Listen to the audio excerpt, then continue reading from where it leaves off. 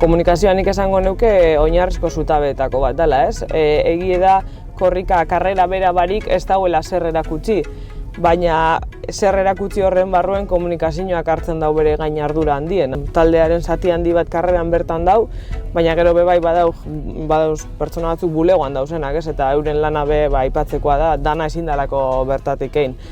Karreran momentu honetan 11 lagun gauz komunikazio taldean, gure lana da korrikak egunean emoten dauena jenteari zabaltzea, ez? Eta lau haizetara zabaltzea eta ahalik eta oihartzun handiena eduki dezan. 21-garrenetik 22-garrenera egondan jauzi hori, batez be sare sozialen munduan. Horretan apostu berezia egin dugu eta saiatu gara etengabeko kontaketa egiten batez ere Twitter bitartez. Emoten dau korrika bera 10-11 eguneko karrera dela, baina hori baino askoz begeiau da, orduen horren inguruen daben guztiek lan handia eskatzen dau bai aurretik, bai ostean be bai, ez? 7. korrika, 6-garrenean nintzen argazkilari moduan, eta bain beste egin batzuetan nabil. Nik uste dut hemendik pasatzen garen guztiok engantzatuta gelditzen garela.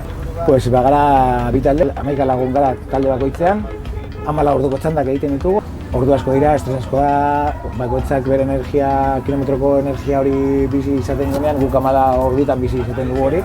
Eta nahiz eta kilometro batzuk pixkatu zailagoa diren eta errezagoa diren, normalean 14 orduetan beti gaude tentsioan eta hori kudeatzea furgoneta txiki baten barruan azkenean zaila da. Ikusten ditugu korrikalari guztien aurpegia gure gana etortzen, normalean korrika kanpotik ikusten duzunean da, ondokoarena, edo bizkarrak, edo ikusten dugu jendea bai korrika gure gana datorrela, edo aurretik furgoneta joaten denean zenolako emozioa duen jendeak begietan eta egietan eta nik momentu txoiekin gelditzen da, batzuetan inoiz ikusi ez duzun pertsona bat edo, baina momentu horretan begira gurutzatzen baldin bera hor dago konexio bat eta hori konexioa bakarrik korrikak sortzen du.